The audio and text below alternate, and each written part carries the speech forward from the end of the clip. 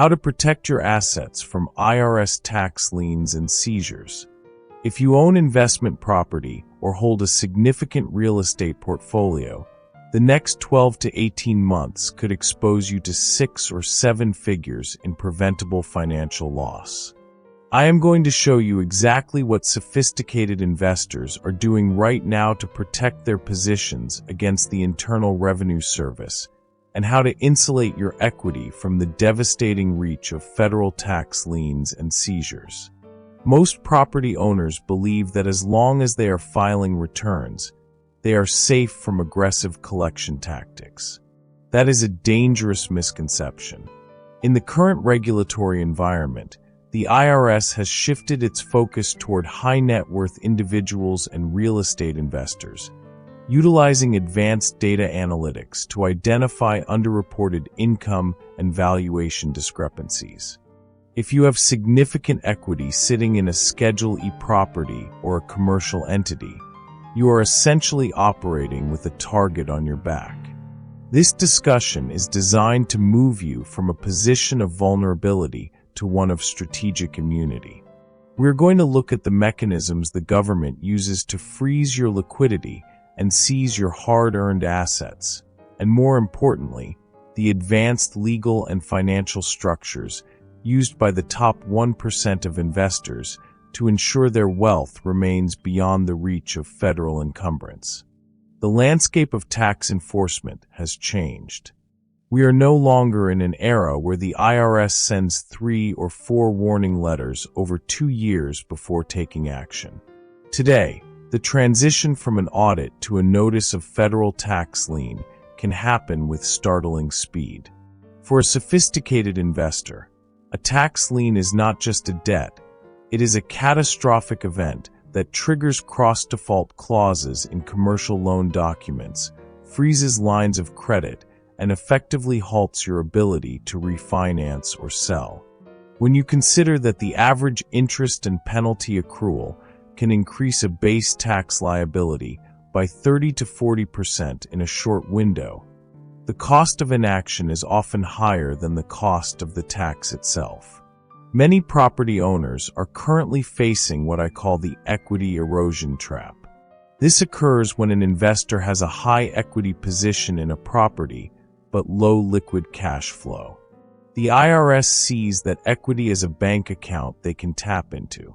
If you have $500,000 in equity in a multifamily unit, the IRS views that as a $500,000 collateral pool for any back taxes, interest, or penalties they decide you owe. One of the most invisible risks right now involves the misclassification of independent contractors and the subsequent payroll tax liabilities that can pierce the corporate veil. If you are managing a portfolio and using various crews for renovations or property management, a simple reclassification by the IRS can create a massive unexpected tax bill that attaches not just to your business, but to you personally. Furthermore, we are seeing an increase in the scrutiny of 1031 exchanges and cost segregation studies. If a cost segregation study is disallowed 3 years after the fact, the resulting tax bill, compounded by a 20% accuracy-related penalty, can easily exceed $250,000 for a mid-sized commercial asset. These risks are often hidden because they reside in the technical nuances of the tax code, yet their financial consequences include total cash flow disruption and the potential for a forced administrative sale of your properties at a fraction of their market value. To understand the stakes, let's look at a case involving a residential developer in the Southeast who held 12 luxury rental units in a single limited liability company. This investor believed the LLC provided a shield against personal tax liabilities. However, due to a dispute over a previous business venture, the IRS issued a nominee lien. This essentially claimed that the LLC was merely the alter ego of the individual. Because all assets were held in one bucket, the the IRS was able to cloud the title on all 12 properties simultaneously. This prevented a planned $12 million refinance that was intended to pay off a bridge loan. The bridge lender, seeing the tax lien, moved to foreclose. In less than 90 days, a sophisticated investor lost over $4 million in equity because their asset protection was horizontal rather than vertical. Contrast this with an institutional-grade approach where each asset is held in a standalone cell within a series LLC or a complex trust arrangement, supported by an offshore component. In a similar case with a West Coast portfolio manager, the IRS attempted to attach a lien to a commercial strip mall. Because the ownership was structured through a layered system of a holding company and operating subentities with legitimate intercompany debt, the IRS found no reachable equity. The investor was able to negotiate a settlement from a position of strength, paying cents on the dollar, because the government realized that seizing the asset would involve years of litigation against a protected structure. The strategic lesson here is that the IRS follows the path of least resistance. If your assets are transparent and easily reachable, you will be the first person they collect from. If your assets are segmented, encumbered by legitimate senior liens, and held in jurisdictions with strong charging order protections, you become a low-priority target. You must move away from the basic ownership models taught in introductory seminars and adopt an institutional response framework.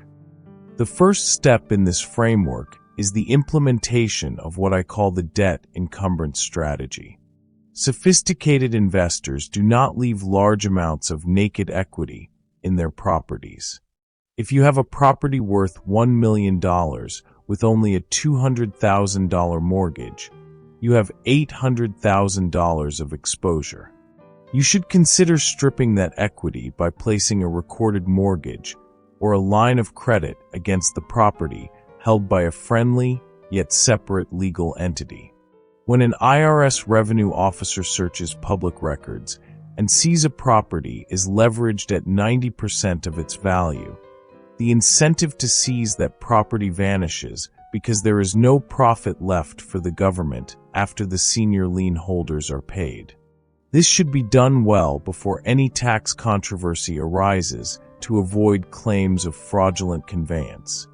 The second step is the utilization of a specialized bridge trust or an asset protection trust.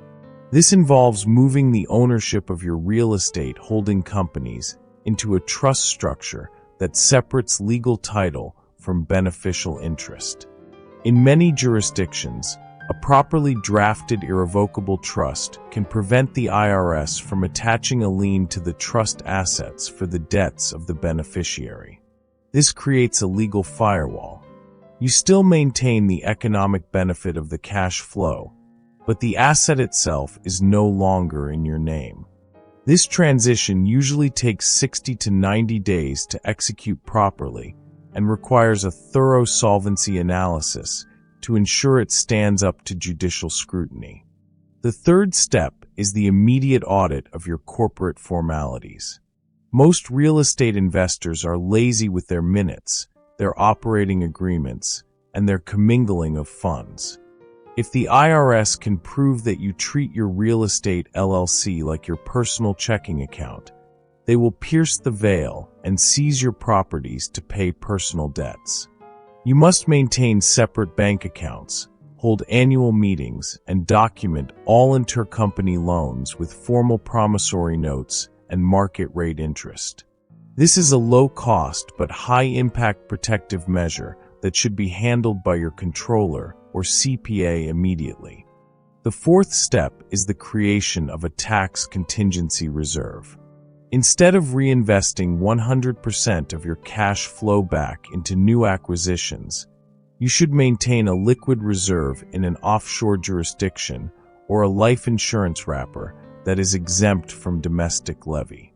This ensures that if the IRS freezes your domestic operating accounts, you have the war chest necessary to hire top-tier legal representation to fight the case.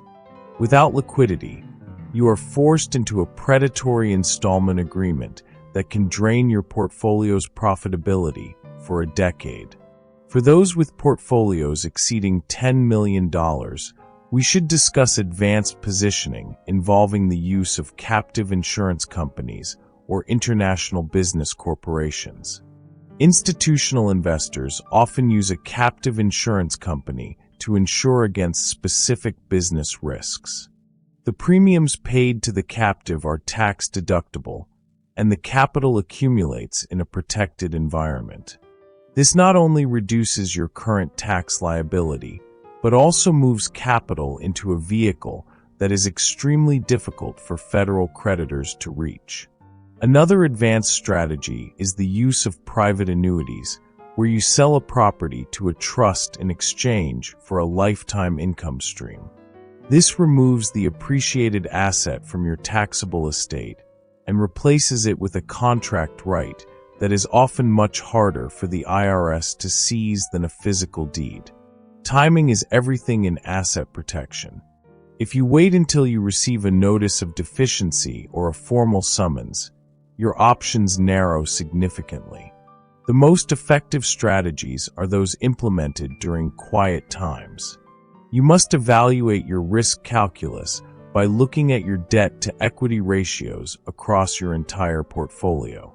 If your unencumbered equity exceeds your liquid net worth, you are imbalanced and overexposed. You should aim to have your most valuable assets held in entities that do not perform any operations. The operating company should lease the property from the holding company. This way, if the operating company faces a tax audit or a slip-and-fall lawsuit, the underlying real estate remains insulated. In summary, protecting your real estate from the IRS is not about evasion. It is about strategic positioning and the intelligent use of the law. You must acknowledge that equity is a liability if it is not protected. You need to segment your assets so that a fire in one part of your portfolio does not burn down the whole building. You must strip equity through legitimate encumbrances to make your properties unattractive targets. You need to maintain rigorous corporate formalities to preserve the integrity of your legal shields. And finally, you must maintain international liquidity to ensure you can never be starved into submission by a frozen bank account.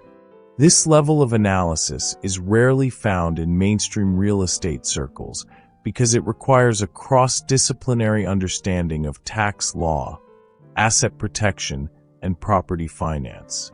If you found this intelligence valuable, ensure you subscribe to this channel. In our next deep dive, we will be covering the specific international jurisdictions that are currently offering the strongest protections for American real estate equity, a move that could save you millions in a worst-case scenario. Please hit the thumbs up button as a thank you for this honest, no-cost intelligence that most high-level advisors charge thousands of dollars for. Drop a comment below and let me know which part of your portfolio you feel is most at risk, or how you plan to implement an equity stripping strategy this year. Your engagement helps us continue to provide this caliber of information for serious property owners like you. Important note, this audio program is for informational and educational purposes only and does not constitute expert legal or tax advice.